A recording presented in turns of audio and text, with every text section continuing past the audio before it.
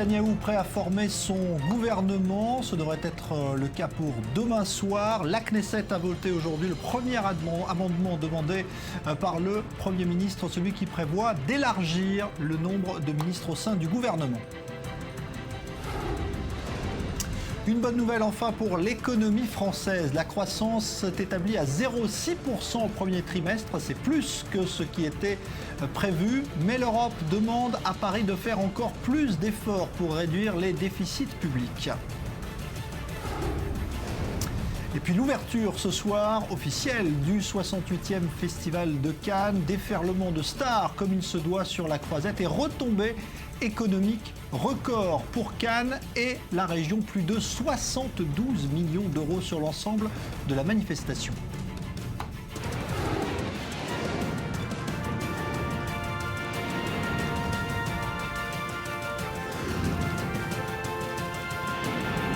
Le Grand Direct avec Jean-Charles Banou. Bonsoir à tous. Le premier examen de passage est donc réussi pour la nouvelle coalition à la Knesset, le Parlement israélien. En effet, l'amendement réclamé par Netanyahou, qui lui permettra d'élargir le nombre de ses ministres, a été adopté aujourd'hui, si bien que le nouveau gouvernement israélien devrait être présenté demain soir. Il reste encore toutefois évidemment quelques portefeuilles à distribuer. Joseph Emmanuel. Premier test passé avec succès pour Binyamin Netanyahou. Aucune défection dans sa coalition pour un vote important qui permet d'augmenter le nombre de ses ministres. La voie est désormais tracée pour la présentation du nouveau gouvernement à la Knesset. Une présentation qui aura lieu jeudi soir et qui vient clore un processus qui aura duré presque 2 mois depuis la réélection de Binyamin Netanyahou. Le Premier ministre se remet donc au travail. De nombreux défis se posent au gouvernement qui s'apprête à être intronisé. Politiques, militaires, économiques et sociaux. Mais la confrontation permanente avec la menace iranienne occupera une place de premier plan. Le dossier du nucléaire iranien est donc présent dans cette première prise de parole, signe que la normalité revient dans un moment d'instabilité politique. Une instabilité qui prendra fin ce jeudi soir avec l'attribution des derniers portefeuilles ministériels encore vacants au ministre du Likoud. Plus de ministres grâce à cette loi. Mais le nombre autorisé ne suffira pas à assouvir toutes les ambitions des cadres du Likoud. Des aigreurs et des frustrations sont à attendre chez ceux qui ne seront pas nommés, mais ces frustrations n'auront pas d'incidence. Binyamin Netanyahou a choisi de faire passer la loi avant de présenter son gouvernement pour une raison simple, la défection d'un seul membre de la coalition, par frustration par exemple de n'avoir pas reçu de Marocain ministériel, aurait inévitablement empêché la loi de passer. Une première victoire pour ce nouveau mandat. Mais ce gouvernement reste l'un des plus fragiles de l'histoire d'Israël.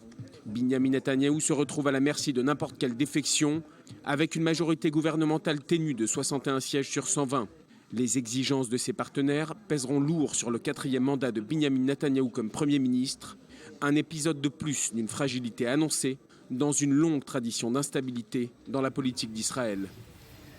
Alors, fragilité, c'est effectivement l'un des mots qui caractérise cette coalition. Bonsoir Daniel Haïk, analyste politique. Alors justement, cette fragilité, elle est déjà, on va dire, repérable, même si effectivement il y a eu un vote favorable aujourd'hui.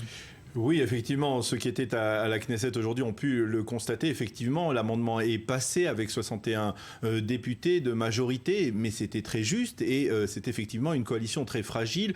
On a pu le voir et en tout cas, il faut comprendre que pour éviter qu'il y ait des problèmes, une manœuvre par exemple surprise de l'opposition, qui a tout de même 59 députés, eh bien le président provisoire de la coalition a soumis la coalition gouvernementale, les 61 députés, à on va dire une discipline parlementaire spartiate, de faire absolument interdit de sortir de l'hémicycle pendant la durée intégrale du débat, absolument interdit de bouger même de sa chaise, de peur que l'un des députés ne soit pas au moment du vote présent à son fauteuil. Donc c'est vraiment une situation tout à fait particulière.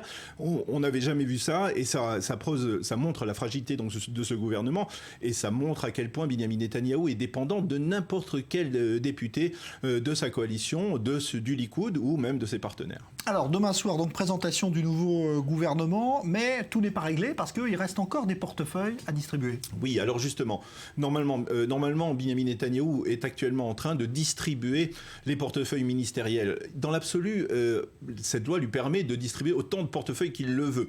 Il ne veut pas exagérer, il veut que ce gouvernement n'ait pas plus que 22 ministres, donc il y a encore 12 portefeuilles à pourvoir. 12 portefeuilles de ministres, peut-être encore 2 ou 3 portefeuilles de vice-ministres. Donc dans l'absolu, il y a 15 députés qui se sentent ministrables, qui veulent avoir un poste de ministre ou de vice-ministre, donc ils devraient satisfaire tout le monde. La problématique est au niveau de la promotion. Il y a certains députés dans la coalition gouvernementale qui veulent avoir une promotion par rapport à leur poste précédent. C'est le cas par exemple de Gilad Ardan, l'homme le plus populaire au Likoud après Benyamin Netanyahou. Il est arrivé au second rang dans la liste électorale du Likoud. Et donc Gilad Ardan voulait être par exemple ministre des Affaires étrangères. Cela lui a été refusé cet après-midi. Il voulait être ministre de l'Intérieur, ce qu'il est déjà, mais aussi ministre de la Sécurité intérieure. Et Benyamin Netanyahou lui a refusé. Et il est possible donc qu'il ne siège pas dans le gouvernement. Alors de là à ce que Gilad Ardan, qui est l'un des espoirs du Likoud, l'un des potentiels dauphins de Benyamin Netanyahou, vote demain contre la confiance accordée au gouvernement Benyamin Netanyahou, c'est peu probable, c'est absolument impossible. On suppose que par exemple Gilad Ardan pourrait être dédommagé en obtenant un portefeuille d'ambassadeur d'Israël aux Nations Unies ou peut-être même d'ambassadeur d'Israël aux États-Unis. Cela lui permettrait de s'écarter d'une classe politique en effervescence et de revenir plus tard en briguant peut-être la succession de Netanyahou dans quelques années. En tout cas, ce gouvernement qui sera présenté demain et cette coalition sont déjà sous pression internationale parce que on va dire que la diplomatie s'active pour voir revenir très vite le dossier palestinien sur la table. Oui, le dossier palestinien va revenir très rapidement sur la table, pas plus tard qu'en début de semaine prochaine. Federica Mogherini doit arriver ici. On veut parler, il y a même une lettre qui a circulé d'anciens chefs de la diplomatie européenne comme Hubert Védrine qui voudrait qu'il y ait une politique plus agressive de la part de l'Union européenne envers le gouvernement de Benyamin Netanyahou. Ce que l'on a remarqué dans les chancelleries internationales, eh bien, c'est que dans les différents accords de coalition que Benyamin Netanyahou a signé avec ses partenaires, eh bien, il n'y a pas mention de 2 États pour 2 peuples, de ce fameux principe qui est un principe cardinal pour la communauté internationale et dont Benyamin Netanyahou, on sait, n'est pas particulièrement friand. On verra cela donc à partir de demain, donc avec la présentation suivie du vote de confiance du nouveau gouvernement israélien. Merci Daniel Haïk. L'Europe maintenant, l'Europe qui lance son plan d'action pour accueillir les migrants. Après les récentes tragédies survenues en Méditerranée et des milliers de victimes, un plan d'action a été adopté aujourd'hui, mais après l'émotion, la compassion, vient de nouveau l'heure des divisions politiques, car tous les pays ne sont pas d'accord pour appliquer le plan qui a été adopté aujourd'hui. Léonore Jory.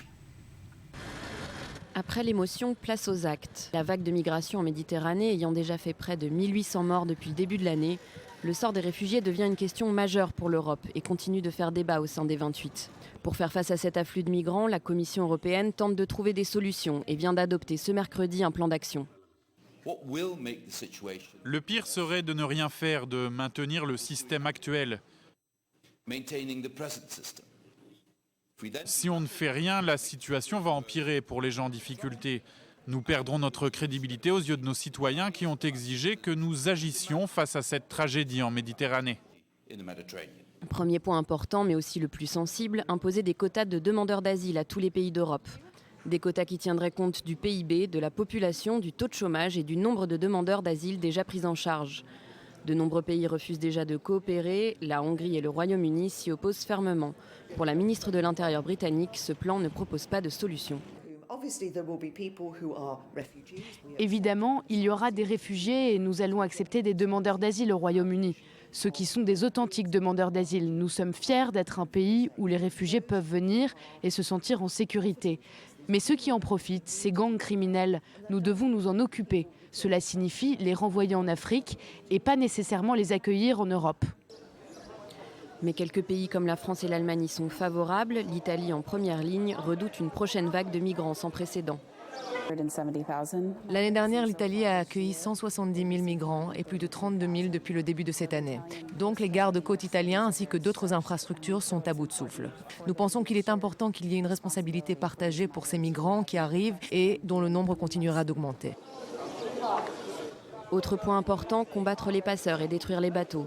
Cette mesure imposera une action militaire et semble donc peu appréciée des organisations humanitaires. Elles accusent l'Union européenne de motivation politique. Le plan sera soumis aux dirigeants lors du sommet de Bruxelles du 30 juin, mais l'Union européenne ne semble pas encore prête à accueillir d'une seule voix la misère venue d'Afrique. Un nouveau sursis pour le Français Serge Atlaoui, condamné à mort en Indonésie. La justice administrative a accepté aujourd'hui d'examiner le recours qu'ont déposé ses avocats. Et ce recours sera examiné le 28 mai prochain. Ce qui redonne de l'espoir, évidemment, à ses proches. Miri Maman. Serge Atlaoui était à nouveau face à la justice indonésienne mercredi. Avec une petite avancée pour le Français condamné à mort pour trafic de drogue, le tribunal administratif a accepté d'entendre un expert dans le cadre du recours introduit par la défense. Serge Atlaoui avait contesté devant la justice administrative le rejet de sa demande de grâce par le président indonésien il y a quelques mois. En avril, la cour administrative s'était déclarée incompétente sur cette question et c'est cette décision que conteste désormais la défense du Français. Lors de la prochaine audience fixée le 20 mai, la défense devra soumettre ses arguments par écrit.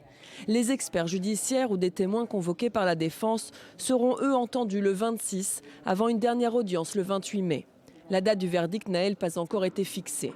Serge Atlaoui est dans les geôles indonésiennes depuis 10 ans, condamné à la peine capitale pour trafic de drogue, une accusation qu'il a toujours réfutée. Il devait être exécuté avec 8 autres condamnés le 29 avril dernier, mais les autorités indonésiennes ont retiré son nom de la liste des exécutions à la dernière minute, invoquant la procédure en cours pour justifier leur décision. Le sort de Serge Atlaoui dépend à présent de ce dernier recours. Au Yémen, la trêve humanitaire qui est entrée en vigueur hier soir est à peu près respectée. Il y a quand même eu des tirs sporadiques d'artillerie aujourd'hui, mais plus aucune frappe de la coalition arabe qui avait donc proposé cette trêve. L'Arabie saoudite a même accepté de doubler l'aide humanitaire, plus de 500 millions de dollars qu'elle veut envoyer à la population du Yémen qui a eu à souffrir évidemment depuis le début de ces combats. Miri Maman. La trêve entrée en vigueur au Yémen mardi soir met fin, si elle est respectée, à 7 semaines de raids aériens et de combats meurtriers entre la coalition, orchestrée par l'Arabie saoudite, et la rébellion chiite. Ce cessez-le-feu de 5 jours renouvelable va permettre le déploiement d'une aide du Programme alimentaire mondial de l'ONU. Son émissaire est arrivé sur place.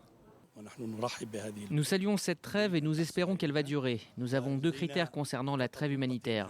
D'abord, elle doit être inconditionnelle. Et deuxièmement, l'aide humanitaire doit être en mesure d'atteindre tous les Yéménites dans le sud, le nord, l'est et l'ouest du pays. L'ONU avait anticipé le cessez-le-feu en préparant un très important pont aérien d'aide humanitaire à destination de la capitale Sanaa.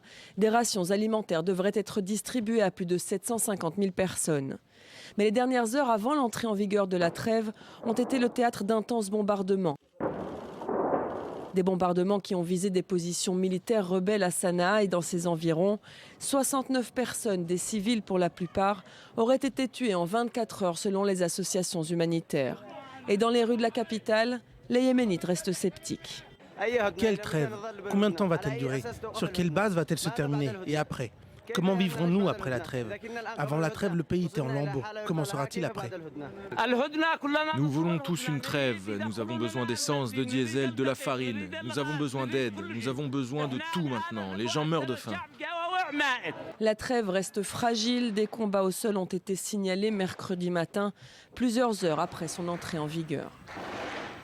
En Irak, des frappes de la coalition internationale auraient permis d'éliminer le numéro 2 de l'État islamique. C'est en tout cas ce que laissent indiquer ces images qui ont été diffusées aujourd'hui. On y voit donc la frappe qui a permis l'élimination d'Abu Ala al-Fari, qui est considéré comme le dauphin donc d'al-Baghdadi en Irak. L'État islamique qui a revendiqué, vous auriez dû voir ces images, mais on les verra peut-être plus tard, l'État islamique qui a revendiqué pour sa part une attaque meurtrière menée au Pakistan aujourd'hui. 43 pèlerins chiites tués lors d'un attentat. Joseph Emmanuel.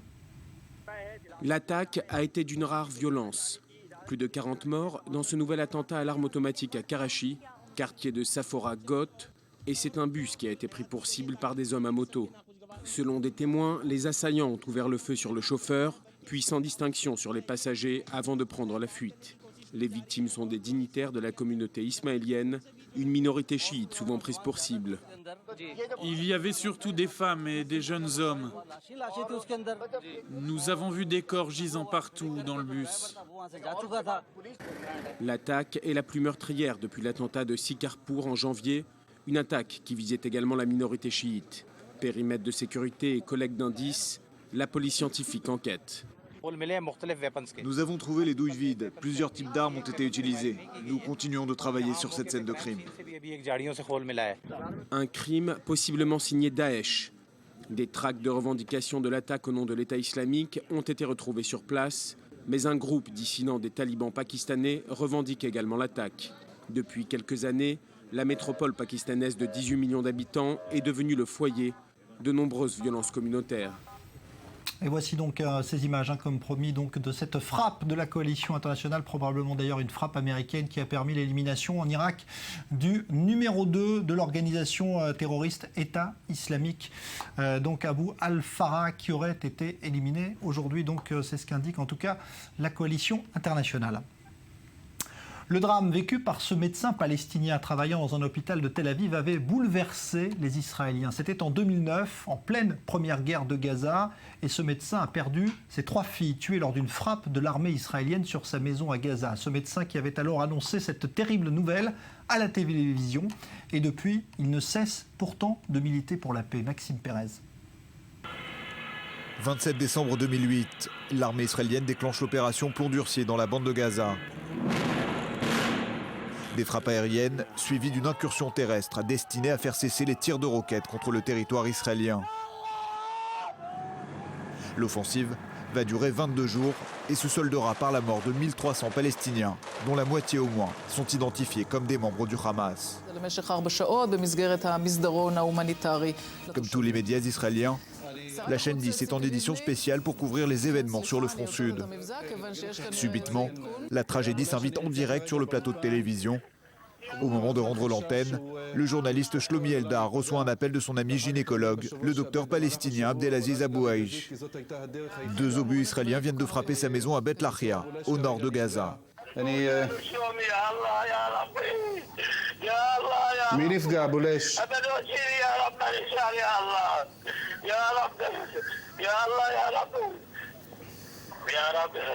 יש לו 8 ילדים שבמשך כל המלחמה הוא הגן עליהם בבית שלו בבית לאהיה. אולי הדבר היחיד שאנחנו יכולים לעשות זה לפנות למי שיכול כבר, אולי בצה"ל, בבית שלו. אבו לש, תגיד לי את הבית שלך, איפה אתה נמצא? אולי ישלחו אמבולנסים אליך, אולי יאפשרו להגיע אליך באמבולנסים. להציל אותם, אבל מתו באמת בראש שלהם, ככה בראש, במקום אחר, שלומי. Le docteur Abou Aïch a perdu ses 3 filles et une nièce dans cet incident impliquant l'armée israélienne. L'enquête, réalisée après l'opération Plomb Durci, démontrera que des tirs palestiniens sont partis de la zone où se trouvait la maison des Abou Aïch. À l'époque, le docteur palestinien officiait à l'hôpital Tel HaShomer de Tel Aviv. Ses contacts avaient alors permis aux autres membres de sa famille blessés d'être soignés en Israël. Ils vivent aujourd'hui à Toronto. Alors, docteur Ezzedine Abou Aïch, bonsoir. Merci d'être là. C'est votre histoire, ce drame que vous avez vécu en 2009 lorsque vous habitiez à Gaza et vous travaillez ici en Israël à l'époque. Aujourd'hui, vous vivez toujours au Canada depuis ce drame. Quand vous revenez ici en Israël, comme c'est le cas, est-ce que vous vous dites que vous pourriez revenir habiter ici ou est-ce que pour vous, c'est plus du tout envisageable ?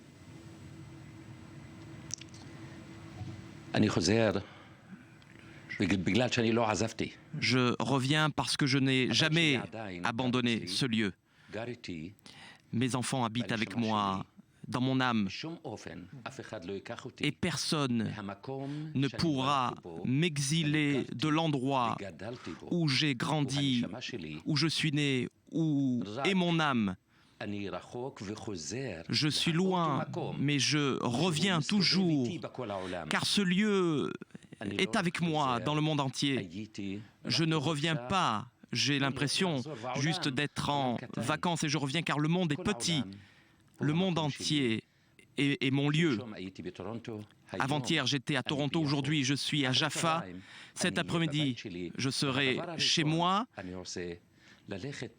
Mais ce que je veux faire avant tout, c'est aller me recueillir sur la sépulture de mes filles pour leur dire que je n'ai pas oublié et que je n'oublierai jamais, car je suis ici et je continue sur le chemin que j'ai tracé, que vous avez tracé avec moi. Et je ne me soumets pas d'aucune manière et je ne suis pas brisé d'aucune manière.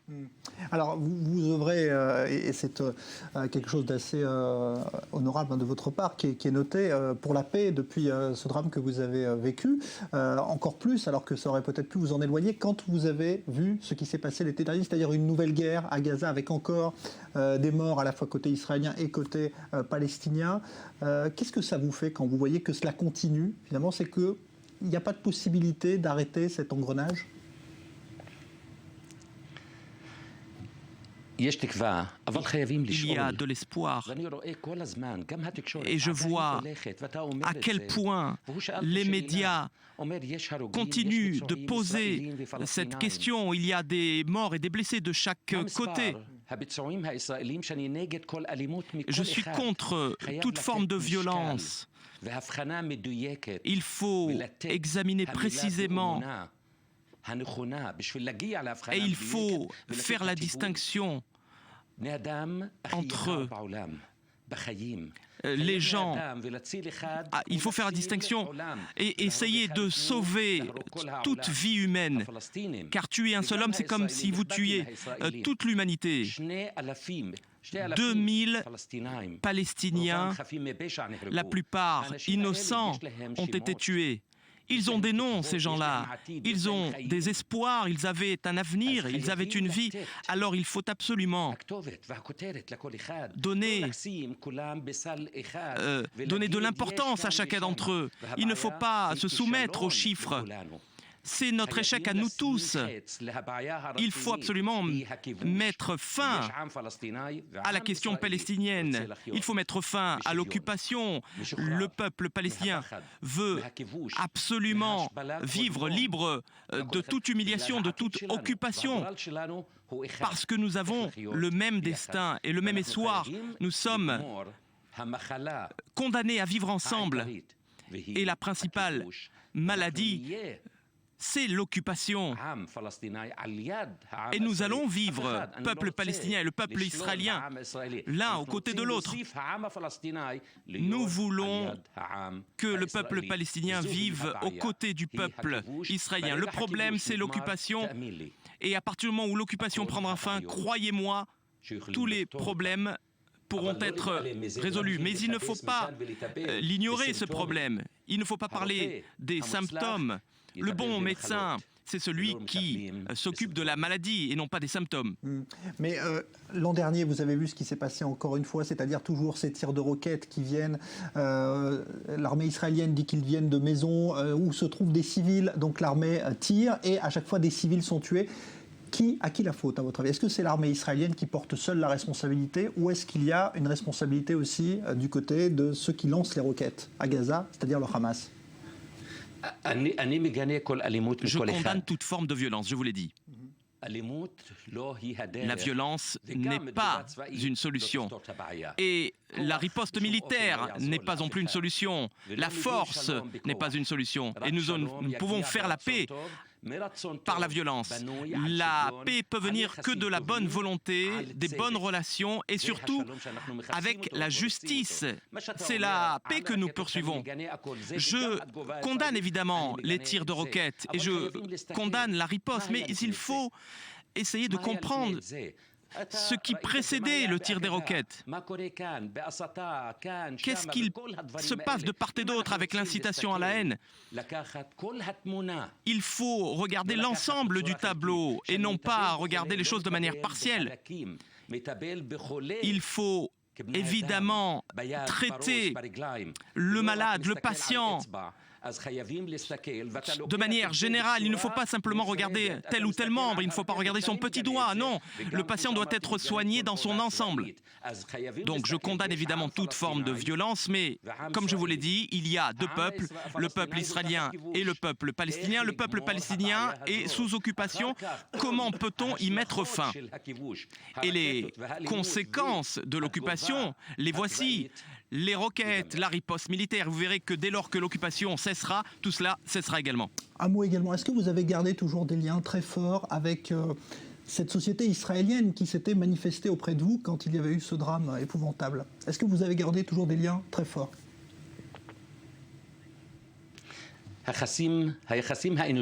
Les liens humains se poursuivront et d'aucune manière, aucune tragédie ne pourra y mettre fin. Parce que là est très profond, cela vient du cœur. Je ne pense pas que les Israéliens sont mes ennemis. Et j'espère que nous continuerons d'être de bons voisins. Mais il ne faut pas inciter à la haine. Les Palestiniens ne sont pas nos ennemis. Il faut s'éloigner de ce genre de discours. Les Palestiniens sont peut-être les gens les plus proches des Israéliens et nous sommes obligés de faire la paix parce qu'il faut poursuivre dans ces relations de bon voisinage que je peux avoir avec mes amis israéliens. J'ai de l'empathie pour les Israéliens. Je comprends leur peur, mais je veux qu'eux aussi comprennent la peur des Palestiniens.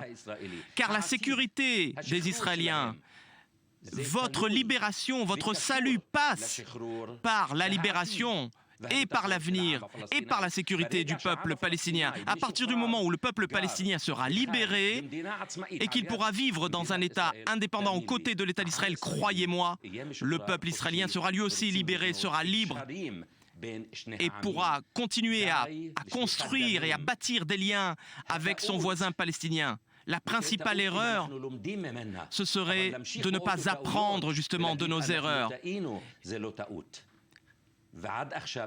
Jusqu'à présent, nous répétons la même erreur. 2008, 2002, 2012, 2014. Nous répétons les mêmes erreurs. Nous ne tirons pas les enseignements de nos erreurs. La violence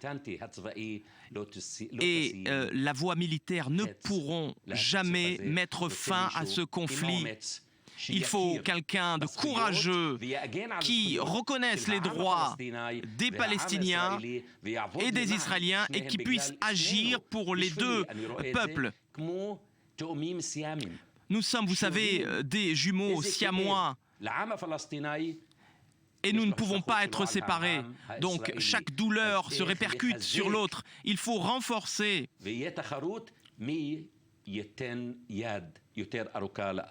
Et voilà, il faut que nous soyons en compétition pour tendre la main à l'autre et non pas pour se battre. Merci pour ce message de paix, docteur Ezzeddine Abou Aïché. Merci d'être venu dans ce studio. Merci beaucoup. Et nous, on va se retrouver dans un instant pour la suite du Grand Direct avec d'autres infos. À tout de suite.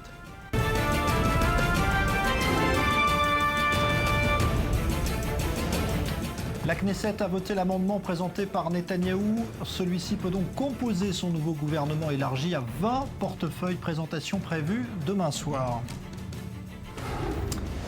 Une croissance plus forte que prévue en France au premier trimestre, plus 0,6%, mais l'économie n'est pas en train de redécoller et Bruxelles demande encore plus d'efforts de réduction de déficit. Ouverture en ce moment même du 68e festival de Cannes, la Croisette sous les feux de la rampe et des retombées économiques considérables pour cette ville de la Côte d'Azur. On en parlera un petit peu plus tard.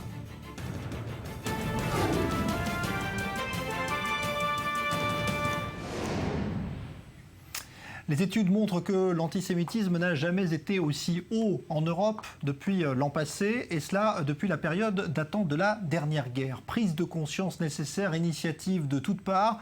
Israël organise justement depuis hier soir une conférence globale sur l'antisémitisme avec en ligne de mire les réseaux sociaux, nouveaux vecteurs de la haine. Reportage Julien Baloul. Ils sont venus du monde entier avec un objectif.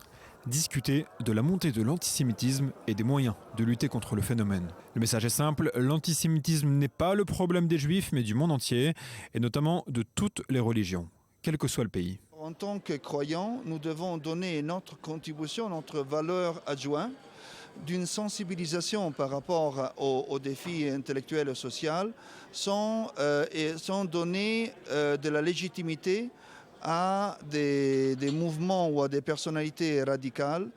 21e siècle oblige, l'un des thèmes abordés concerne la haine sur les réseaux sociaux. Régulièrement critiqué pour son manque de réactivité face aux messages racistes, Google explique sa démarche.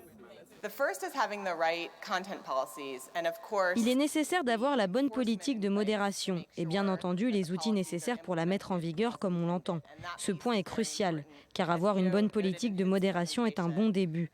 Mais s'assurer qu'il existe bien les moyens pour dénoncer des contenus qui violent cette politique et pouvoir les supprimer rapidement n'est pas moins important. Parmi les orateurs présents, plusieurs viennent du monde arabe. Ils en sont conscients, l'antisémitisme existe dans plusieurs pays arabo-musulmans et ils veulent justement le combattre. Le système éducatif doit changer dans de nombreux pays. Moi, par exemple, ainsi que d'autres militants berbères, nous pensons que l'héritage juif doit être enseigné à l'école. Les jeunes générations doivent apprendre ce vieil héritage qui date d'avant l'islam et d'avant l'arrivée des Arabes en Afrique du Nord. Enfin, bien entendu, la France était au cœur de nombreux débats. 4 mois après l'attentat contre l'Hypercacher, la maire de Paris, Anne Hidalgo, était présente à la cérémonie d'ouverture. Le maire de Sarcelles a été lui aussi invité à prendre la parole. Sa ville a été le théâtre d'affrontements intercommunautaires pendant la guerre à Gaza. Encore aujourd'hui, il pointe du doigt des difficultés. Mais vraiment en apparence, car les tensions sont toujours présentes, l'inquiétude de la communauté juive est présente et réelle, avec une volonté de partir, mais aussi une crainte quotidienne, même si les choses se pacifient. Et elles se pacifient parce que depuis le mois de janvier, nous avons 250 militaires en permanence à Sarcelles, 24 heures sur 24, 7 jours sur 7. Donc les synagogues, les écoles sont protégées et ça rassure la population, mais on sent bien que la tension est encore là et que ceux qui ont organisé la manifestation antisémite du mois de juillet sont encore actifs. Il y en a même un qui s'est présenté aux élections le mois dernier. Au terme de ce sommet de 3 jours, les délégations rentreront dans leur pays avec un espoir que ce 5e forum mondial contre l'antisémitisme ait aidé à apporter des solutions. Alors on va retrouver justement en direct de Jérusalem où se tient cette conférence l'imam Chalgoumi, l'imam de Drancy en région parisienne. Bonsoir, merci d'être avec nous. Cela fait longtemps que vous êtes engagé dans ce combat contre l'antisémitisme. Est-ce que depuis ce qui s'est passé et ces attentats du mois de janvier, vous avez l'impression que la situation en France est encore plus grave qu'auparavant ? Bonsoir. Malheureusement, pour s'en sortir, il faut dire la vérité. La situation elle est devenue très très grave.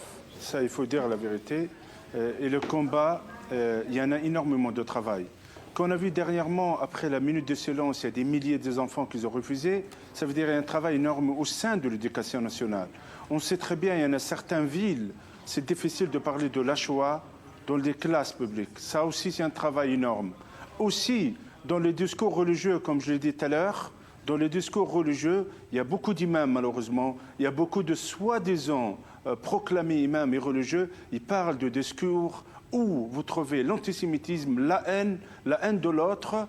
C'est très grave. Et la troisième, j'ai parlé tout à l'heure de Internet. L'Internet s'est développé d'une manière, on ne peut pas parler ça au nom de la liberté. C'est plus la liberté qu'on appelle à la haine, qu'on appelle aussi assassiner des vies, parce que 60 à 70% des jeunes, ils sont recrutés via Internet. On a à peu près 2000 jeunes actuellement. Ils sont en Syrie et en Irak. Je trouve que c'est un travail colossal à toute la société civile. Je rends hommage à la politique française qui sont engagés et travaillent sincèrement, mais j'espère qu'on aura des résultats qui rassurent tout le monde. Alors Imam Chalgoumi, justement, vous parliez de la France qui évidemment cherche aujourd'hui à comprendre comment se positionner par rapport à l'islam. Est-ce que l'islam que vous incarnez, vous, c'est-à-dire un islam modéré, est majoritaire aujourd'hui en France auprès des musulmans de France ? La communauté musulmane, malheureusement, est vaste. Elle est vaste au niveau de quoi? Au niveau aussi des versets, parce qu'il y a une divergence énorme. Si on parle de l'ingérence étrangère, c'est une ingérence aveugle. La mosquée de Paris, elle est gérée par l'Algérie. Le Rav Mev est géré par le Maroc. Les Turcs gèrent de notre côté. Qatar, avec l'UEF, elle gère les frères musulmans. Il y a 200 lieux de prière presque qui sont gérés par les frères musulmans, l'UEF, ou qui sont interdits en Émirats arabes, en Égypte. Et les frères musulmans ne sont pas interdits en France. D'autres phénomènes. Ça ne donne pas pas vraiment une vision d'un islam de lumière, un islam que je le crois et je l'appelle l'islam de France ou l'islam d'Europe. En même temps, il y a une volonté de former les imams. Je pense que cette volonté, il faut le réaliser, pas seulement politiquement, mais d'un islam incarné. Et il y a des cadres musulmans, il y a des imams qu'on peut leur donner cette responsabilité, qu'ils puissent réaliser ce projet.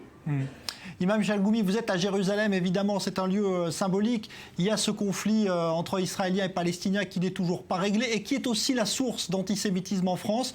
Quel est votre message là-dessus, justement? Est-ce que vous pensez que si on résout ce conflit, on résoudra aussi le problème de l'antisémitisme en France? Je ne peux pas vous dire ça, je ne pense pas. Parce que quand même la Shoah, ça arrivait avant de la création de l'État d'Israël. Ça, c'est clair. La haine des Juifs, elle existait même au sein de l'Europe, même avant la création d'Israël. Oui, le conflit peut jouer un pourcentage au niveau de la haine, mais cette haine, elle existe. Il y en a certains, malheureusement, utilisent des versets coraniques pour haïr les Juifs et d'autres. Là, je trouve que c'est un travail. Le conflit israélo-palestinien, il joue un rôle crucial, important. Il faut trouver une attente entre les Palestiniens et les Israéliens pour trouver une solution de paix. De ne pas emporter le conflit, tout à fait le contraire. Exporter cette amitié, l'amour de peuple. Et j'encourage aussi les jeunes et la société civile musulmane en Europe de venir visiter et connaître la société israélienne, connaître la composition d'Israël et d'aller à Ramallah aussi. Tout à l'heure, j'étais à la mosquée d'Aqsa, j'ai prié. On est en train de préparer le mois de septembre une arrivée presque de 200 jeunes français qui vont venir. Je pense que ça, c'est parmi les deux solutions. Et c'est un conflit qui ne concerne pas que les Palestiniens et les Israéliens. Il y a là tellement d'ingérence dedans. Il y a le Qatar, l'Arabie Saoudite, il y a l'Égypte, il y a tout le monde. Israël aussi. Il y a d'autres pays. Il y a l'enjeu énorme. Il dépasse les Palestiniens et les Israéliens, je pense. Merci d'avoir été en direct avec nous, Imam Chalgoumi, donc depuis Jérusalem, où vous participez à cette conférence sur l'antisémitisme. En Afrique, l'instabilité qui règne depuis plusieurs semaines au Burundi a débouché aujourd'hui sur une tentative de coup d'État. Tentative qui aurait échoué, semble-t-il, mais la situation est encore très confuse ce soir. Chloé Demoulin. Ces soldats loyalistes montent la garde à Bujumbura devant la radio-télévision nationale. Ils ont tiré en l'air ce mercredi pour disperser les centaines de civils qui marchaient vers eux. Quelques heures plus tôt, un général de l'armée avait annoncé la destitution du président Pierre Nkurunziza et la dissolution du gouvernement. Le général putschiste Godefroy Niyombare est l'ex-chef des renseignements. Il avait été limogé en février par le chef de l'État pour lui avoir déconseillé de briguer un troisième mandat. Un troisième mandat jugé inconstitutionnel par ses adversaires politiques et contre lequel la population manifeste depuis le 26 avril.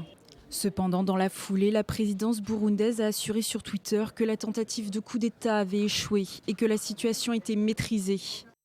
Peu avant, un conseiller de la présidence avait lui parlé du coup d'État comme d'une simple plaisanterie. Incident qui intervient alors que le président Nkurunziza se trouve à Dar es Salaam en Tanzanie. Il assiste à un sommet des chefs d'État de la communauté est-africaine, un sommet précisément destiné à trouver une solution à la crise qui a éclaté dans son pays. Ce soir, le président essaye de rentrer au Burundi, mais les putschistes ont ordonné la fermeture de l'aéroport. Les démentis de la présidence n'ont pas empêché les manifestants de se réjouir. Si possible, il devrait y rester en Tanzanie. Nous ne voulons pas de lui. Nous sommes fatigués de lui et des choses qu'il nous a fait subir. Il pense qu'il peut faire ce qu'il veut des citoyens. Eh bien qu'il essaye maintenant. Les affrontements entre les manifestants et les forces de police loyales au président se sont poursuivis ce mercredi. Les violences autour de cette contestation ont causé la mort d'une vingtaine de personnes depuis le 26 avril dernier. Enfin, un bon indicateur économique pour le gouvernement français. Plus 0,6% pour la croissance au premier trimestre. C'est mieux que ce qui était prévu. Et comme une bonne nouvelle n'arrive jamais seule, eh bien Bruxelles a également salué aujourd'hui les efforts de la France pour contenir son déficit, tout en demandant encore plus de réformes. Léa Volbert. La satisfaction se lit sur les visages. La croissance de l'économie française enregistre un rebond de 0,6% au premier trimestre 2015, un chiffre pour la première fois supérieur à la moyenne de la croissance de la zone euro. Supérieur également à la croissance de l'Allemagne qui s'établit à 0,3%. Une impulsion due principalement à la consommation des ménages. Selon le ministre des Finances, Michel Sapin, la France a donc toutes les chances de dépasser les 1% d'ici la fin de l'année 2015. Je prends ce 1% comme un plancher. C'est le seuil sur lequel nous nous appuyons pour continuer, approfondir, rebondir. Un optimisme partagé par le FMI qui, dès le milieu du mois d'avril, avait revu ses prévisions à la hausse pour la France, tablant sur 1,2% au lieu de 0,9%. Mais François Hollande temporise et rappelle que l'objectif numéro 1 reste la baisse du chômage. Or, ce rebond encourageant s'accompagne d'un léger recul de l'emploi dans le secteur marchand. Ces 3 derniers mois, 13 500 postes ont été détruits. Autre nuance, l'INSEE annonce une nouvelle baisse de l'investissement total qui recule de 0,2 après une baisse de 0,4% au 4e trimestre. L'Italie renoue également lentement mais sûrement avec la croissance. Le PIB de la 3e économie de la zone euro enregistre une hausse de 0,3% au premier trimestre. Changement de ton, donc, de la Commission européenne. Comme chaque année, Bruxelles a adressé ses recommandations économiques, pays par pays. Verdict du vice-président de la Commission européenne. Je salue les autorités françaises pour leur engagement à se réformer et pour les mesures prises afin d'assurer la viabilité des finances publiques et ramener le déficit sous 3% d'ici 2017. Toutefois, il est essentiel que le gouvernement français maintienne l'élan et profite de l'amélioration des conditions économiques pour poursuivre l'agenda de réforme. À savoir la poursuite des réformes du marché du travail et les efforts de simplification pour soutenir la compétitivité et l'amélioration du système fiscal. Des déclarations qui semblent néanmoins éloigner la perspective de sanctions contre la France en raison de son déficit excessif. Alors avec nous justement depuis notre studio à Paris, l'économiste Marc Toiti, auteur de ce livre « Guérir la France, thérapie de choc ». Bonsoir Marc Toiti, merci d'être là. Bonsoir Jean-Charles, bonsoir à toutes et à tous. Alors est-ce que vous êtes surpris d'abord par cet indicateur plus favorable que prévu? Parce qu'on dit que l'économie française va mal, finalement elle irait peut-être mieux? Oui, je pense qu'il ne faut pas trop s'emballer, hein, comme le fait le gouvernement, c'est normal, c'est son rôle et on a besoin d'optimisme, ça fait du bien. Mais il faut surtout être réaliste, c'est-à-dire qu'aujourd'hui ce 0,6% de croissance ne fait qu'en partie corriger la faiblesse des trimestres précédents, voire des années précédentes, puisque l'an passé, donc en 2014, la croissance n'a été que de 0,2%. 0% au 4e trimestre, donc là, 0,6, finalement, c'est pas grand-chose, d'autant que cette croissance est due à ce qu'on appelle la formation de stock, donc une variable d'ajustement, ce qui veut dire que hors stock, on a seulement 0,1% de vraie croissance de l'économie au premier trimestre. Donc vous voyez que c'est très très loin d'être optimiste. Et puis surtout, on sait à quoi elle est due. Elle est due à la baisse des prix du pétrole, à la baisse de l'euro, à la baisse des taux d'intérêt. Donc tant mieux, hein, on a une sorte d'alignement des planètes. Ça fait du bien à l'économie française. Mais malheureusement, l'euro repart un petit peu à la hausse aujourd'hui, les matières premières également. Et donc le vrai problème, c'est qu'il n'y a pas assez, je dirais, de dynamisme économique. On n'a pas assez modernisé le pays pour retrouver une croissance forte et durable. Ouais. Alors justement, ça veut dire que le chômage, lui, continue évidemment de baisser. On détruit encore des emplois en France et puis l'investissement ne repart toujours pas. Donc, il n'y a pas finalement de changement radical de cap pour l'instant, ce que vous appelez dans votre livre d'ailleurs. Exactement, tout à fait. C'est tout le drame que nous avons, c'est que, bien entendu, pour avoir une croissance forte, elle ne va pas tomber du ciel. Hein, c'est-à-dire qu'il faut absolument prendre des mesures. Notamment, il y a eu un chiffre, par exemple, qui est sorti aujourd'hui, qui a montré que la pression fiscale, hein, ce qu'on appelle les prélèvements obligatoires, représente 44,9% du PIB français, du jamais vu dans l'histoire de France. Donc il y a beaucoup trop d'impôts en France. Si on veut redémarrer la machine, il faut baisser les impôts, bien sûr pour les entreprises, pour les ménages. C'est ce que j'explique dans le livre, donc il y a de quoi faire effectivement. Il faut également moderniser le marché du travail. Hein. Ce matin également, il y a eu un autre chiffre qui est sorti. On voit que malgré cette croissance certes fragile, eh bien, il y a encore des destructions d'emplois. Et ça c'est tout à fait logique puisque le marché du travail n'est pas prêt. Aujourd'hui les entreprises, elles ont besoin d'une croissance beaucoup plus forte que ces 0,6%. Il nous faut au moins 2% sur une année. Là on va faire à peu près 1%. Donc c'est bien, mais c'est pas suffisant. Et surtout, il y a des craintes quand le marché du travail est très rigide, que le coût du travail est très élevé, eh bien on va hésiter avant d'embaucher, ce qui fait que malheureusement on va continuer d'avoir un chômage qui augmente Et c'est ça que veulent les Français. Les Français, finalement, un chiffre à 0,6, ok, ça fait plaisir, mais eux, ce qu'ils veulent, c'est avant tout de l'emploi, de la baisse du chômage, du pouvoir d'achat, et ça, on ne l'a pas du tout. Donc, la bonne nouvelle, c'est que les recettes existent, hein, ça fait longtemps que je développe, notamment dans ce livre, mais malheureusement, on n'a pas le courage politique en France pour les mettre en place, et donc voilà pourquoi, malheureusement, on reste condamné à une croissance molle. J'ai du mal à comprendre comment aujourd'hui on peut s'enorgueillir d'1% de croissance sur l'année, peut-être 1,2%, on dit « oh là, c'est formidable ». Il faut être sérieux. Hein, aux États-Unis, il y a 3% de croissance. En Israël, il y a peut-être 5% de croissance. En Allemagne, il y aura peut-être 2% de croissance. Et nous, on est content avec 1. Donc, il faut effectivement être aujourd'hui beaucoup plus ambitieux. Et pour ce faire, on doit moderniser notre économie, ce qu'on refuse de faire depuis tant d'années, malheureusement. Dernière question, Marc Toiti. Quand même, l'Europe, aujourd'hui, donne une sorte de satisfecit à la France pour justement l'engagement vers la réduction des déficits. Est-ce que ça va justement permettre d'améliorer les choses, ça, que de réduire les déficits comme le fait le gouvernement ? Alors, tout le problème, c'est savoir comment on va y arriver. Hein. C'est-à-dire qu'on réduit le déficit parce que, justement, on a une chance, entre guillemets, c'est que les taux d'intérêt des dettes publiques ont baissé, grâce notamment à la Banque centrale européenne qui a injecté beaucoup de liquidités. Mais ça, c'est pas durable. Les taux d'intérêt sont en train, d'ailleurs, de réaugmenter, ce qui va augmenter la charge de la dette et donc également augmenter le déficit. Donc, c'est très conjoncturel, tout ça. Ce n'est pas forcément durable. Et d'ailleurs, on le voit, on a des dépenses publiques qui ne cessent d'augmenter en France. Alors, aussi, un chiffre qui est sorti aujourd'hui. Les dépenses publiques, c'est, en France, 57,5% du PIB.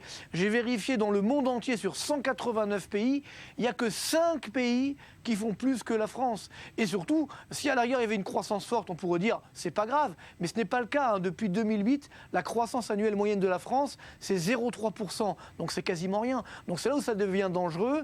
Il faut faire de vrais efforts pour réduire ces dépenses publiques, également réduire les impôts pour redonner une vraie croissance. Et là, les déficits baisseront. Mais ils baisseront de façon optimale, de façon efficace, avec le retour de la croissance. Et c'est là que le bas blesse aujourd'hui, c'est-à-dire qu'on n'arrive pas à générer cette croissance qui soit supérieure à 2%.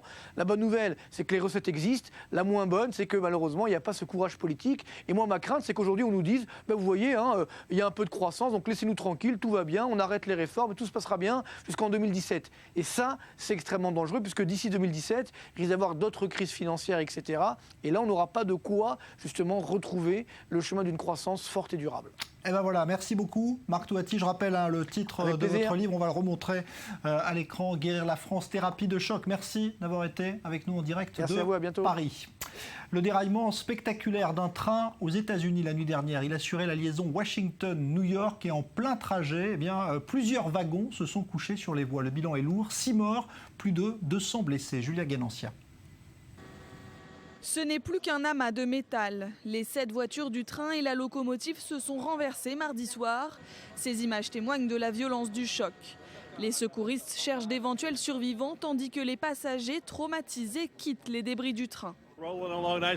Tout se passait normalement et tout d'un coup on a senti qu'on allait se retourner. Finalement non, mais le wagon s'est couché sur le côté et maintenant on ne peut pas rentrer chez nous. Donc vous savez, ça faisait comme ça balançait, on pouvait sentir qu'on déraillait, puis on a basculé. Et la dernière chose dont je me souviens, c'est qu'on a été menés vers la sortie d'urgence. Des gens hurlaient et saignaient. Nous les avons aidés. Ils vont bien maintenant. Le train transportait 243 personnes, dont 5 employés de la compagnie ferroviaire Amtrak. Il a quitté la voie vers 21h, juste après avoir dépassé Philadelphie, à mi-parcours entre Washington et New York. Si des experts estiment que le déraillement pourrait être dû à un défaut sur les rails ou une défaillance des roues, le maire de la ville de Philadelphie se refuse à spéculer sur les causes de l'accident. Pour le moment, nous pouvons confirmer la mort de 5 personnes. 7 wagons, y compris la locomotive, ont été touchés dans l'accident. Ils sont couchés sur le côté, les uns sur les autres. Nous sommes en train d'enquêter pour savoir ce qu'il s'est passé. Les secouristes continuaient de fouiller les décombres ce mercredi à la recherche de ceux qui seraient bloqués à l'intérieur. Tous les trains ont été annulés entre New York et Philadelphie pour une durée indéterminée. L'OCDE tire la sonnette d'alarme dans un rapport sur la consommation d'alcool. Celle-ci apparaît globalement en baisse, mais on observe une hausse importante de cette consommation d'alcool chez les jeunes, notamment en raison du phénomène d'alcoolisation rapide connu sous le nom de binge drinking. Explication.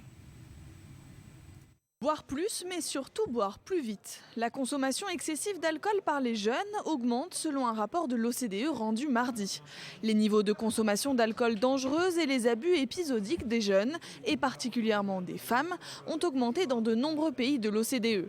La proportion d'enfants de moins de 15 ans qui ont été en état d'ébriété a fait un bond dans les années 2000, passant de 30% à 43% chez les garçons et de 26% à 41% chez les filles. Un épisode de binge drinking correspond à l'absorption de 5 à 8 verres d'alcool en une seule occasion, comme une soirée ou une sortie. Une consommation dangereuse d'alcool correspond à l'absorption de plus de 210 grammes d'alcool pur par semaine pour un homme et plus de 140 grammes pour une femme, sachant qu'un verre de vin ou un demi de bière correspondent à 10 grammes. Cette consommation excessive s'accompagne de risques accrus d'accidents de la route en particulier et entraîne des hospitalisations. Aux États-Unis par exemple, les hospitalisations pour coma éthylique chez les 18-24 ans ont progressé de 25% entre 1999 et 2008. Autre point inquiétant, l'âge du premier verre d'alcool et celui de la première ivresse baissent depuis le début des années 2000. Alors, comment enrayer ce constat ? Le rapport propose de limiter les publicités sur l'alcool, réduire le taux d'alcoolémie admis au volant et mettre en place une taxation supplémentaire sur les boissons. Du côté des Israéliens... Alors avec nous, le docteur Philippe Jory, qui est médecin addictologue. Bonsoir. Philippe Jory, voilà, vous m'entendez? Bonsoir à vous. Oui, moi je vous entends, oui. Très bien, je vous entends aussi parfaitement. Alors, c'est pas nouveau, évidemment, que les jeunes boivent de l'alcool, ça, évidemment, c'est la palissade, mais est-ce que ce phénomène, justement, d'alcoolisation rapide, comme on le traduit en français, est-ce que c'est quelque chose d'inquiétant pour vous en tant que thérapeute? Alors, écoutez, vu l'augmentation progressive et constante de ce type de consommation, c'est inquiétant parce que c'est dangereux. C'est inquiétant parce que c'est dangereux d'un point de vue social, au point de vue des violences, des viols, au point de vue de la conduite automobile. Et puis, on sait maintenant que c'est dangereux au point de vue santé. On a fait des études, on a montré que très rapidement, il y a des altérations au niveau du cerveau, au niveau des réflexes, mais au niveau du cerveau. Et ça pose des problèmes chez les jeunes dont le cerveau n'est pas encore complètement constitué. Le même problème qu'on a avec le cannabis quand il est utilisé à forte dose et de façon fréquente. Donc c'est dangereux, donc ça nous pose des problèmes en tant que soignant, on va dire, en tant que médecin. Comment est-ce qu'on peut lutter efficacement contre ce type de phénomène qui prend de l'ampleur? Écoutez, lutter efficacement contre quelque chose qui est volontaire, c'est difficile parce que on ne peut pas donner un traitement à partir du moment où les jeunes le font volontairement pour se défoncer. Donc il faut informer. Je ne suis pas sûr qu'en augmentant le prix, ils ne le feront pas. Je ne suis pas sûr que... c'est vraiment une question d'information, comme on a fait pour le cannabis. Quand on a fait beaucoup de campagnes contre le cannabis, on a vu une diminution de la consommation. Et puis, ça remonte maintenant, parce qu'il n'y a plus de campagne, et puis on n'en parle plus, ou beaucoup moins. Je pense qu'il faut en parler. Il faut informer les jeunes que c'est dangereux, pas simplement ponctuellement. Mais après, il y a des jeunes qui sont plus fragiles que d'autres, qui vont devenir dépendants d'alcool. Et c'est une catastrophe. Donc ça crée une addiction? Ça crée une addiction? Alors, on n'est pas égaux vis-à-vis de l'alcool, donc certains vont devenir dépendants. C'est évident que ça va créer une addiction, pas chez tout le monde, mais chez un certain nombre. Si vous voulez, il y a des risques à court terme importants, il y a des risques à moyen terme, il y a surtout des risques à long terme, à partir du moment où certains vont devenir dépendants. Merci beaucoup Philippe Jory, voilà. Docteur Philippe Jory, médecin addictologue, donc à propos de cette enquête sur la consommation d'alcool chez les jeunes. La visite du président de la FIFA, la Fédération de football international, Sepp Blatter, est programmée dans quelques jours en Israël et dans les territoires palestiniens. Il s'agit de trouver un compromis entre les deux fédérations, palestiniennes et israéliennes, alors que les Palestiniens ont déposé une demande pour exclure Israël de la FIFA. Sur le terrain, les choses peuvent heureusement mieux se passer. La preuve avec ce match de foot réunissant aujourd'hui de jeunes Israéliens et Palestiniens. Reportage Mathias Idbar. Des stars du football israélien, aux côtés d'ambassadeurs étrangers des États-Unis, de Chine ou encore du Nigeria en Israël, tous entourés par des enfants israéliens et palestiniens. Bienvenue au mini-mondial de la paix organisé par le centre Shimon Peres. Mon but est de réunir tous ces enfants autour d'un match amical, sans haine, sans suspicion, avec l'espoir d'un meilleur avenir. Une ambiance de fête sur fond de polémique autour de la demande de la Fédération palestinienne de football de suspendre Israël de la FIFA. Selon Ramallah, Israël entraverait la liberté de mouvement des joueurs palestiniens de Cisjordanie et de la bande de Gaza. Une demande à laquelle s'oppose Sepp Blatter, le président de la FIFA, qui doit se rendre la semaine prochaine en Israël. Et pour les invités du jour, c'est aux politiciens et non aux sportifs de régler cette question. Je pense qu'aujourd'hui, ce qu'il faut retenir, c'est l'initiative du Centre Pérez, c'est-à-dire football comme un moyen de dialogue entre les peuples. Je pense que tout ce qui concerne la politique devra être traité ailleurs. Je pense que c'est une erreur de mélanger la politique et le football. Cela va créer un dangereux précédent, parce que si vous devez punir tous les pays qui sont engagés dans un conflit avec des problèmes sécuritaires, il ne devrait plus en rester beaucoup à la FIFA. En attendant, seule issue pour la Fédération palestinienne, proposer un projet de résolution qui sera étudié lors de la prochaine réunion de la FIFA le 28 mai et recueillir un vote positif de minimum 75% des 209 votants. Yossi Benayoun, ex-joueur de Liverpool, préfère rester confiant. Bien sûr que je suis déçu de la tournure des débats. J'ai toujours dit lorsque je jouais à l'étranger qu'il ne fallait pas mélanger le sport et la politique. J'espère que ce type de rencontre pour la paix pourra agir en faveur du dialogue.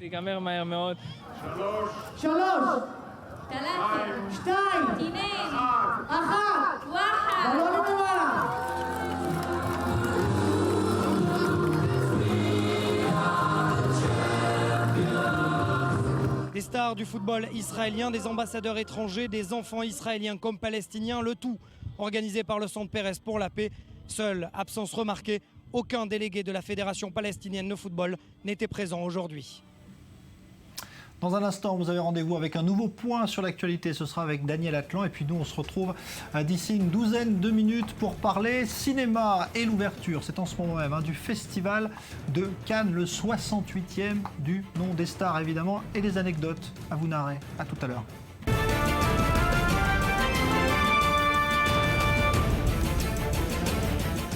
Alors on va parler du Festival de Cannes, c'est l'ouverture officielle ce soir, 68e du nom. Évidemment il y a le cinéma, les films, on va en dire un mot dans un instant. Mais tout d'abord, les retombées économiques, car c'est quelque chose d'assez faramineux, imaginez-vous, pour vous donner un seul chiffre. 72 millions d'euros, c'est ce que rapporterait ce Festival de Cannes à la ville de Cannes, évidemment, et à toute la région autour. Les chiffres du festival, les voici, justement résumés par Rudy Haddad. Depuis 1946, Cannes c'est du glamour, un tapis rouge et des films pas forcément très grand public.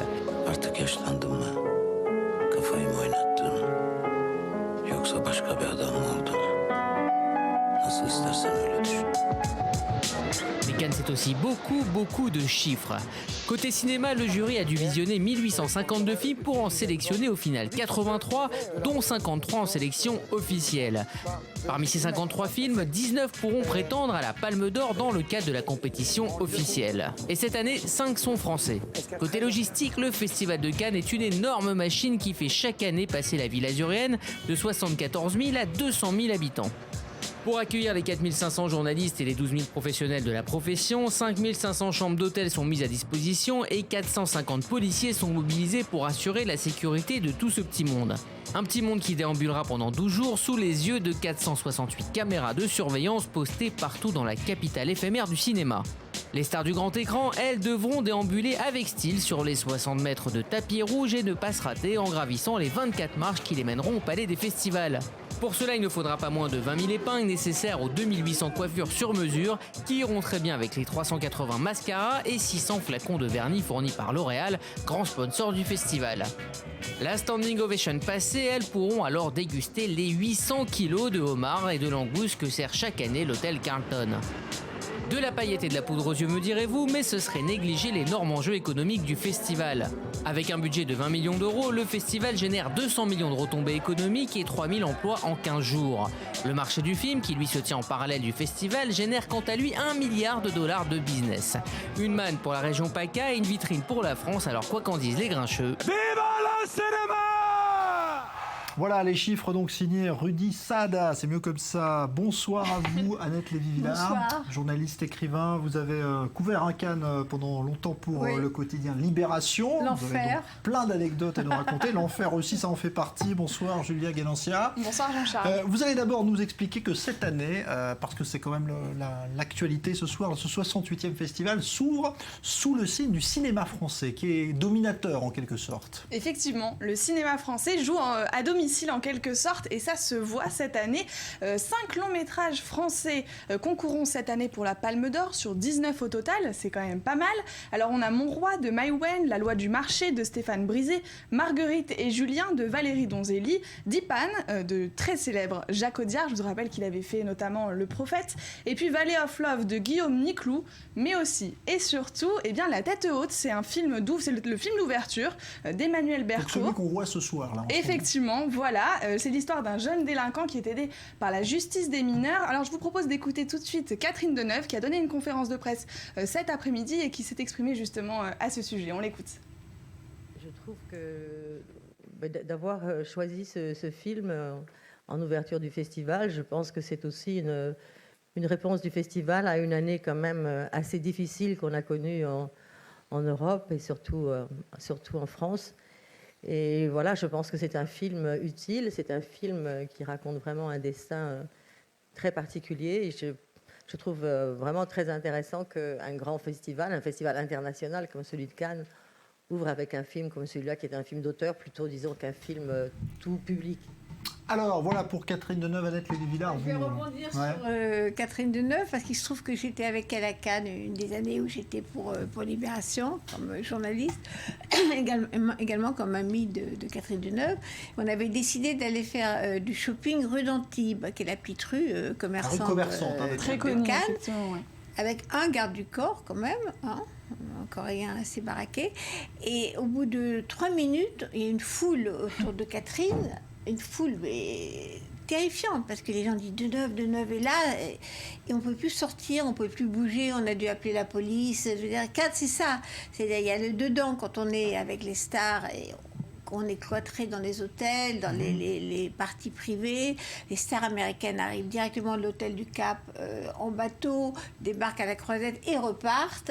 Donc ça, c'est la vie des stars. Et puis, les gens qui veulent voir les stars, et c'est deux mondes qui se croisent très très peu en fait, qui se cognent un petit peu voilà, comme et quand ça se croise, ça explose. Parce que là, c'était très très impressionnant. Mais, par ailleurs, comme journaliste, c'est toujours très difficile parce qu'on court pour avoir des interviews. En général, on traverse une foule aussi très importante. On arrive jusqu'à Travolta, ou je ne sais pas qui on veut interviewer, qui entre-temps est reparti. Et là, on passe notre temps à courir. Le soir, on fait la fête. Mais on arrive à accéder aux stars quand même. Quand on est journaliste accrédité, on a accès aux stars quand même, parce que ça reste quand même aussi très compliqué. Tout est organisé complètement par les attachés de presse. Il n'y a aucune improvisation. Mais les stars viennent 24 heures. Les gens ne peuvent pas rester très longtemps. Ce qui est impressionnant, c'est qu'après ça, une autre star arrive le lendemain et tout recommence. Cannes, c'est 11 jours qui se renouvellent tous les lendemains matin.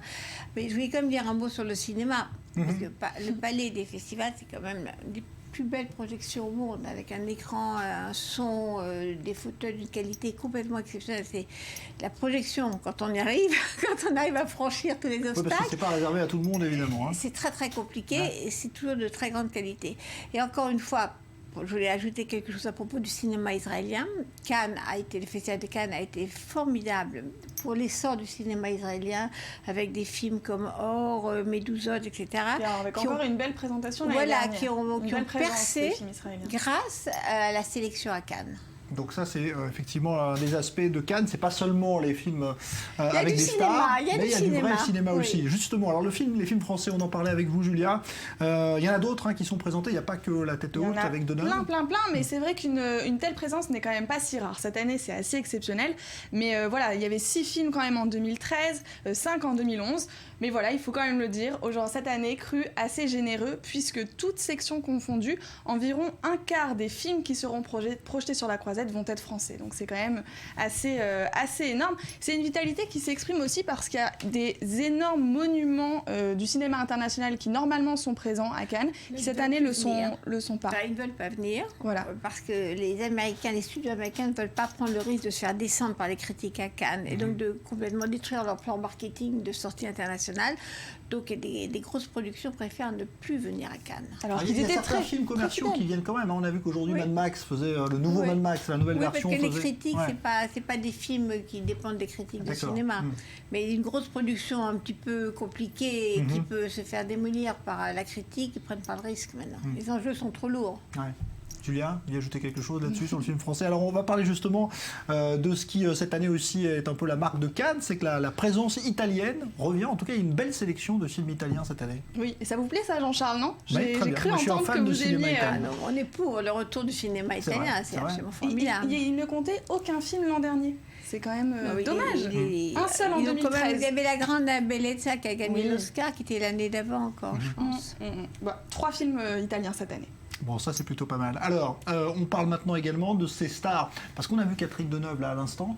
Il y a souvent d'ailleurs des polémiques. Là, il y a eu une polémique juste avant Cannes pour Catherine Deneuve. Voilà, à propos de Dunkerque. Sur Dunkerque, oui. Comment vous expliquez qu'elle ait fait ce petit dérapage quand même? C'est presque un cliché de se moquer comme ça des gens du Nord. Je pense qu'elle était honnête. Elle a dû passer 3 jours de tournage horrible. Elle garde un mauvais souvenir. Je pense que c'était un cri de vérité. Elle n'a rien vu. Elle a passé quelques jours. Elle n'a pas vu Dunkerque. Elle ne s'est pas baladée. Elle a tourné son film. Alors pour résumer, on va dire, elle a parlé de cigarettes et d'alcool. En fait, il n'y a rien d'autre. Qui a parlé de cigarettes et d'alcool. Honnêtement, je pense qu'elle n'a pas eu le temps. Moi, je ne sais pas combien de temps. Je crois que c'était quelques jours de tournage.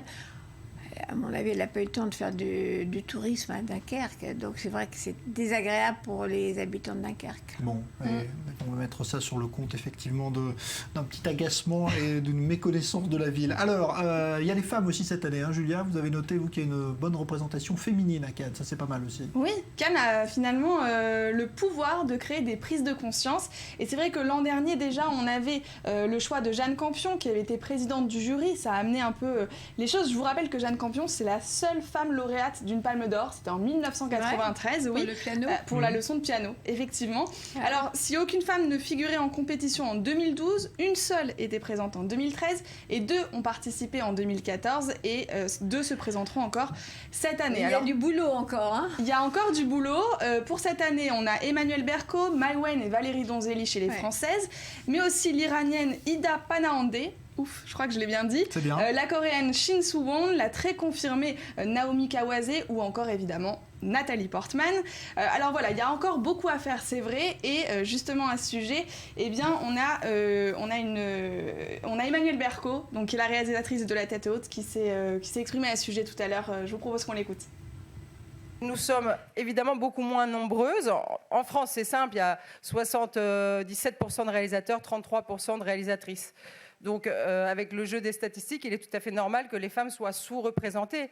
Moi, j'estime qu'on est récentes dans le cinéma, nous, les femmes, mais comme d'autres métiers, avant, il n'y avait pas de femmes chirurgiens, maintenant, il y en a, et ça va évoluer dans le bon sens. Donc pour moi, vous aurez compris que ça n'est pas un sujet. Alors, Emmanuelle Berco, Annette Lévy-Villard, c'est un milieu machiste. Ça n'est pas un sujet, elle dit. Oh, pas plus que d'autres, je pense. On ne va pas être obligé d'imposer la parité dans le cinéma. Non. Dans le jury, il y a quand même, respecté. Il y a quand même au jury, il y a toujours eu quand même énormément de femmes au jury. Isabelle Huppert a été au jury, des grandes actrices au jury de Cannes. Hein. Donc il y a une certaine parité, en tout cas au niveau du jury, au niveau de la production, c'est comme pour tout le reste. C'est vrai qu'il y a d'abord des hommes qui sont à la tête des studios et des chaînes de télévision, donc ils ont tendance à prendre d'autres hommes, mais ça bouge hein, quand même. Je suis optimiste là. Alors on va pouvoir dialoguer quelques minutes avec un homme heureux. Ce soir, c'est le maire de la ville de Cannes, David Lisnard. Bonsoir à vous. Vous avez l'impression ce soir d'être un peu le centre du monde avec ce festival qui est mondialement reconnu? Oui, vous savez, Cannes, le festival et Cannes sont consubstantiellement liés. Le festival est le premier festival culturel au monde qui alimente la marque Cannes. Cannes contribue à la réussite du festival. L'impact, il est médiatique, puisque c'est le premier festival culturel au monde, avec 5000 journalistes accrédités. Donc, pour nous, c'est une façon de montrer notre capacité à accueillir de grands événements. Et c'est ce qui a permis aussi à notre ville de devenir un des leaders dans les salons business to business, internationaux, dans la MIPIM, le MIPCOM, le MIPTV. Donc, c'est une manifestation qui se justifie en elle-même, évidemment, qui fait rayonner la culture internationale depuis Cannes, qui remplit les hôtels pendant 11 jours, qui a des retombées qui sont évaluées entre 72 millions d'euros uniquement sur le bassin cannois et 196 millions à l'échelle nationale. Mais c'est bien plus que cela. Ça apporte une valeur ajoutée de l'imaginaire à la marque Cannes, à la marque de la ville de Cannes. Et pour nous, cela n'a pas de prix. Alors justement, comment est-ce qu'on entretient cette marque Cannes? Est-ce que ça nécessite des investissements réguliers? Oui, absolument. des investissements sur l'infrastructure. Le Palais des Festivals et des Congrès est devenu le deuxième centre de salon professionnel en France, avec 82 000 mètres carrés de plancher. Il a fait l'objet de 40 millions d'euros de travaux, donc c'est un bâtiment qui doit être compétitif, qui doit être pratique, qui doit être sécurisé, et puis parallèlement dynamiser la ville pour renforcer son attractivité et faire en sorte qu'elle puisse accueillir cette manifestation. Donc c'est un soin de tous les jours. Gérer une marque et comme Cannes, c'est apporter des soins sur l'espace public, c'est également relever le défi de la compétitivité en termes de sécurité. La sécurité est devenue non seulement une fonction régalienne à assumer, avant tout pour les habitants et les professionnels, mais aussi un élément de la compétitivité d'une destination et des événements. Merci David Lisnard, donc le maire de Cannes qui effectivement a quand même réussi à... Oui, mais il faut noter quand même que c'est chaque année un peu plus commercial ce festival. C'est-à-dire qu'il y a de plus en plus de télé et de moins en moins de cinéma. C'était pas comme ça avant? Non, c'était plus happy few, plus cinéphile. Les gens venaient vraiment pour le cinéma. Maintenant, ils viennent pour les stars. Les marques, toute une entreprise commerciale, les cosmétiques, la mode, les bijoux, etc., sont devenus ont vraiment pris beaucoup d'importance. Donc, il y a des enjeux commerciaux extraordinaires qu'il n'y avait pas avant. Donc, c'est vrai ce que dit le maire de Cannes, c'est devenu vraiment un enjeu commercial. Ah oui. Et donc 72 millions, c'est le chiffre qu'on retient. Julia, il y a toujours aussi des polémiques à Cannes. Est-ce qu'on peut s'attendre à... Est-ce qu'il y en a déjà une d'ailleurs qui circule? Est-ce qu'il peut y en avoir cette année? Vous savez, les polémiques, c'est un peu comme avec Marion Cotillard. Je ne sais pas si Cannes peut vraiment s'en passer. Et je pense que vous ne me contredirez pas, il y a tous les ans, il y a des polémiques. Ça fait partie du folklore. Autrement, on s'ennuie, il faut un peu de polémique quand même. Exactement. Alors, du côté du cinéma, il y a plusieurs internautes qui n'ont pas manqué de signaler que le documentaire écologiste de Luc Jacquet est une coproduction de Kering. C'est quand même l'un des plus importants sponsors de Cannes. Donc ça a fait... Cette année, c'est la première fois que c'est le groupe Pinault qui, cette fois-ci, a investi parce que la femme de Pinault Junior et Salma Hayek, la grande actrice mexicaine, donc qui a pris en main les choses là. Ouais. On peut aussi s'attendre à ce que le film Love du sulfureux Gaspard Noé, qui est présenté un peu comme un drame érotique, heurte les sensibilités. Et puis il y a aussi le fils de Saul qui a une ambition qui est de montrer un autre regard sur la Shoah, qui risque aussi de susciter des débats enflammés. Il y a le documentaire d'Asif Kapadia qui était consacré à Amy Winehouse et qui a été beaucoup critiqué par la famille de la chanteuse qui est décédée. Donc voilà, beaucoup de...